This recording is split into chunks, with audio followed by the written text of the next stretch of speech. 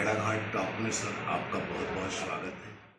स्वनैतिक गुण कार्यों अपनों से दूरियां होते हुए भी यह कार्य आपने कब से शुरू किया? मैं जो है बालाघाट जिले में जन्म हुआ है मेरा। सिवनी के खुरई क्षेत्र में शैशव काल भी था और किशोरावस्था जो है मेरी सिवनी जिले के छपारा और सिवनी में रहा। हायर सेकेंडरी करने के बाद मैं 16 साल 7 महीने 10 दिन की उम्र में भारतीय वायु सेना इंडियन एयरफोर्स को ज्वाइन किया था और 1993 में 15 साल की सेवाओं के बाद में नवंबर में मैं सेवानिवृत्त हुआ था। इसके बाद में मैंने LLB की थी और 2 साल के करीब सीनियर वकीलों के साथ में वकालत भी की। इसके बाद में इस बीच में मैंने पत्रकारिता का भी हाथ आजमाया और पुलिस विभाग की परीक्षा दिया तो 97 में परीक्षा पास किया और 1998 में 1 अप्रैल को मैंने पुलिस विभाग में उप निरीक्षक के पद पर कार्य किया और ट्रेनिंग के बाद मेरी प्रतिस्थापना है थाना लाड़गंज में प्रोबेशनर के रूप में हुई। माड़ोताल चौकी प्रभारी में मैं मेरा जो फर्स्ट SO पीरियड था वो माड़ोताल चौकी में हुआ। उसके बाद में मैं गढ़ा में रहा। लंबे कार्यकाल से अनेक केसों से आपको जूझना पड़ा होगा। कोई ऐसा आपके सामने प्रकरण आया जिसमें आप जिले के बाहर, प्रदेश से भी बाहर जाकर कहीं बाहर आपने उस केस में तस्दीक की और पूर्णतः सफलता पाकर उसमें अपराधी को सजा दिलाई है? हाँ, 1-2 केस हैं जो पहले शुरू में जब GI नहीं थे तब बाहर जाने मिलता था। अब थाना प्रभारी बने हैं तब से ऐसा कोई वो नहीं मिला है। एक बार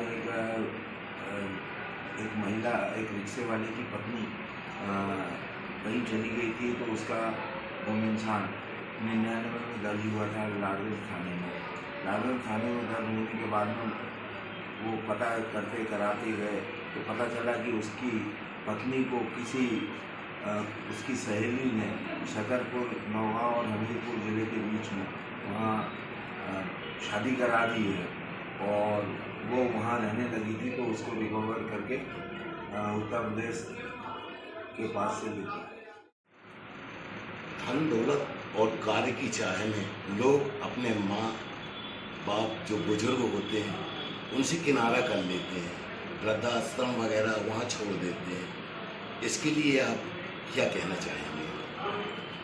देखिए, माँ बाप किसी भी व्यक्ति की कारण है, उत्पत्ति का साधन, और उन्होंने उनको पाल के इस रूप में किया है। चाहे वो एक रिक्शे वाला भी होता है तो अपने बच्चे को राजकुमार समझता है और जो पैसे वाला है तो वो तो समझता ही है। हर बाप बच्चे को अपना राजा का बेटा समझता है और वो हर अरमान के साथ में बच्चों को बड़ा करता है। लेकिन आज की स्थिति में समाज में ये विकृति आ गई है कि लोग पैसे कमाई और अपनी जॉब की व्यस्तता में अपने बुजुर्गों को भूलते जा रहे हैं और परिणाम ये हो रहा है कि बुजुर्गों को पास बैठने का टाइम नहीं होता।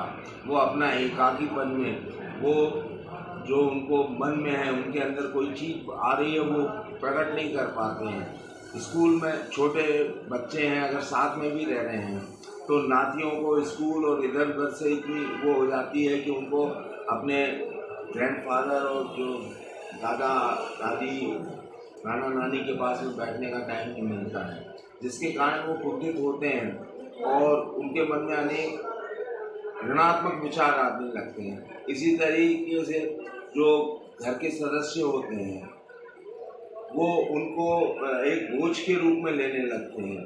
लेकिन कोरोना काल की एक पॉजिटिविटी देखने की है कि कोरोना काल में सभी को मजबूरी में घर में रहना पड़ा है बच्चों को, तो बुजुर्ग लोगों को अपने नाती पोतों को खिलाने का बहुत मौका मिला है और इससे उनका स्वास्थ्य भी ठीक रहा है और बच्चों की हेल्थ पर भी इसका असर पड़ा है क्योंकि स्कूल का जो भाग दौड़ जो रहती थी वो कम हुई है। बच्चे खेलने कूदने में ज़्यादा मस्त रहे हैं। तो फिर भी है, अब ये कोरोना काल में बहुत पैसा होने के बाद में भी आपने कमाया तो आपको जीवन नहीं बच पाया पैसा होने के बावजूद। तो हम यही बोलते हैं कि ठीक है, कोरोना काल से हमें बहुत हानि हुई है, कोरोना ने बहुत कुछ सिखाया है। कोरोना ने ये सिखाया है कि पैसा ही सब कुछ नहीं है, परिवार बहुत कुछ है। और जहाँ ऐसे कार्य होते हैं प्रकरण बन जाने से आदमी को 2-2, 4-4, 10-10 साल परेशान होना पड़ता है, व्यर्थ में समय पैसा जाता है। प्रकरण अनेक आए होंगे आपके पास, फिर भी लेकिन यदि कोई ऐसा प्रकरण आया हो कि आपने उसमें समझौता कराया हो और वह आज सुखी सुखी अपना जीवन निर्वाह कर रहे हैं। हाँ, ऐसे बहुत सारे प्रकरण होते हैं, स्पेशली परिवार और बच्चों के संबंध में जो विवाद शादी से संबंधित होते हैं, इनमें ऐसा बहुत कुछ होता है कि कारण कुछ और होता है और लड़ाई दहेज और इसकी होती है। ये 2001 की बात है, मारोताल चौकी में एक बच्ची के तरफ से परिवार वाले आए शिकायत करने की दहेज का प्रकरण है, और भी कुछ शिकायतें कर रहे थे मारपीट करने की। और इसी बीच में लड़के परिवार वाले भी आ गए। उनका ये कहना था कि लड़की जो है लड़के के साथ में रहना नहीं चाहती है। तो दोनों इस संबंध में दोनों से अलग अलग बात की थी मैंने, और महिला से भी अलग से बात किया था, दोनों के परिवारों की अनुपस्थिति में बात किया था। तो मुझे ऐसा समझ में आया कि बच्ची के साथ में कुछ मेडिकल प्रॉब्लम है, और मैंने एक मेडिकल ऑफिसर से मनुलाल अस्पताल में जो मेडिकल ऑफिसर ड्यूटी में थी उनसे मैंने चर्चा किया, और मैंने उनके पास उस बच्ची को भेजा। तो उसमें एक छोटा सा ऑपरेशन की ज़रूरत पड़ी, और उसके बाद में वो बच्ची मुझे 2 साल बाद कहीं मिली और बोली, सर आपने मुझे पहचाना? मैंने कहा नहीं। तो उन्होंने बताया कि आज बोले मैं, उसके बाद एक बच्ची थी, बोले ये बच्ची हम दोनों की है। और उसके पिछले 2 वर्ष में कोरोना काल में अपना बहुत रूप दिखाया। फ्रंट लाइन होने की वजह से आपने अनेक ऐसे दृश्य देखे होंगे, उसमें आपकी भूमिका कैसी रही, आपके क्या प्रयास रहे, और आप कोरोना के बारे में लोगों को क्या संदेश देना चाहेंगे? कोरोना काल के लॉकडाउन 1 में मैं ग्वारीघाट में था, और ग्वारीघाट क्षेत्र चूँकि जबलपुर ज़िले के और आसपास के लोगों के लिए आस्था का प्रतीक था। और बहुत सारे लोग तो ऐसे हैं कि जब तक ये माँ नर्मदा का दर्शन नहीं कर लेते हैं वो रात का भोजन नहीं लेते हैं, और भी ऐसे बहुत सारी मान्यताएं हैं। लेकिन कोरोना में पब्लिक को बचाना और भीड़ ना लगने देना, ये एक बहुत बड़ी चुनौती थी प्रशासन के लिए भी, और मैं थाना प्रभारी ग्वारीघाट का होने के कारण भी। तो इसको मैंने बहुत कठोरता से, मैं कह सकता हूँ, क्योंकि नम्रता से तो कोई मानने में तैयार होता नहीं है, मैंने बहुत कठोरता से और बहुत ही स्ट्रिक्ट उसमें करके ग्वारीघाट में मैंने लोगों का प्रयास 95 से 98% में सफल रहा कि लोगों को ग्वारीघाट में प्रवेश नहीं दिया और बिना भीड़ लगने दी। और शायद इसका परिणाम था कि मेरे कार्यकाल के दौरान एक भी ग्वारीघाट क्षेत्र में एक भी क्षेत्र कंटेनमेंट जोन नहीं घोषित हो पाया। और ये दूसरे लॉकडाउन में, पहले लॉकडाउन का फिर बाद का समय में यहाँ रहा जहाँ मेडिकल कॉलेज में है। मेडिकल कॉलेज में जब मैं यहाँ आया था तो उस समय कोरोना 1 का लॉकडाउन 1 का जो पीक चल रहा था, तो उस समय भी बहुत सारे लोग, पुलिस विभाग के भी और बहुत से लोग रात में, दिन रात में कभी भी आते, किसी को ऑक्सीजन की कमी, किसी को बेड्स की कमी, तो यहाँ के डॉक्टर्स के साथ, चिकित्सक के साथ, मेडिकल स्टाफ के साथ सहयोग कर उन लोगों को कोशिश किए हैं कि वो स्वस्थ हों और उनको इलाज मिले। लेकिन अप्रैल और मई का लगभग 1 हफ्ते का समय ऐसा था जब मुझे अपने आप में असहाय लग रहा था, क्योंकि मेडिकल कॉलेज पूरा फुल था। कैजुअल्टी में भी 32-35 मरीज बाहर थे और ऑक्सीजन नहीं मिल पा रही थी, बेड नहीं मिल पा रहे थे। उस समय मुझे अपने आप में बहुत वो लगता था कि हम लोग कुछ नहीं कर पा रहे हैं और ये बीमारों की संख्या बढ़ रही है, मृत्यु दर बढ़ रही है, उस समय मन विचलित होने की स्थिति में आ गए। हर नौकरी में कार्य करने का एक समय होता है लगभग 8 घंटे। फिर भी देखा जाता है पुलिस विभाग एक ऐसा है कि जहां लगातार निरंतर 20 से 24 घंटे भी लगातार सेवाएं दी जाती है। इसके अलावा भागदौड़ भी बनी रहती है, फिर भी आपके चेहरे पर ये चमक, एक ताजगी बनी रहती है। यह ऊर्जा आपको कहाँ से मिलती है? ये अंदर की अपने खान पान सीमित रखना, और मेरा प्रयास होता है कि मैं घर का ही खाना खाता हूँ और बाहर चाय को छोड़ के बाहर का वैसे बहुत पसंद करता हूँ।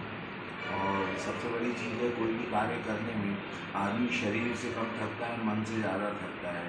तो इस कार्य को करने में ऊर्जा बनाने के लिए मन की शक्ति बहुत आवश्यक होती है, और मन के शक्ति से कभी थकान महसूस नहीं होती है, इसीलिए चमक बनी होती है। बहुत बहुत धन्यवाद तिवारी जी आपको, जो आप हमारे दर्शकों से रूबरू हुए। भेड़ाघाट टॉक के माध्यम से आप समाज को, देशवासियों को क्या संदेश देना चाहेंगे? मैं पहले तो यह संदेश देना चाहता हूँ कि हम लोग अभी कोरोना का 2 वेव, 2 लहर, गिरते पड़ते संभले हैं। मैं आम जनता से, नागरिकों से, पढ़े लिखे से, गांव वालों से, औरतों से, महिलाओं से, बच्चों से पुनः ये बोल रहा हूँ कि कोरोना के प्रोटोकॉल का पालन करें, मास्क लगाएं, सैनिटाइजेशन अपने हाथों को करते रहें, साबुन से करें, और दूरी बना के रखें। भीड़ भाड़ में बहुत आवश्यक हो तब जाएं। बाज़ार में कोशिश करें कि एक बार जाएं और अपने पूरे महीने का सामान या हफ्ते का सामान लें। बार बार बाज़ार ना जाएं। अधिकतम हो घर के अंदर घर का भोजन करें, बाहर की चीज़ें, वस्तुएं ना खाएं, क्योंकि अभी कोरोना फ्री जो है, जगह में जैसे मदन महल किले में लोगों को देखा जाता है कि वो दीवार में बैठ के सेल्फी लेते हैं या बड़ी चट्टान में बैठ के लेते हैं, और ज़रा सा भी पैर फिसल सकता है तो वो गिरने से चोटें आ सकती हैं, और हो सकता है कि आपका जीवन भी खतरे में पड़ जाए। आप केवल अपने माता पिता की लिए ही अमानत नहीं है, आप इस देश की अमानत हैं। तो कृपया इस देश की अमानत को सुरक्षित रखें।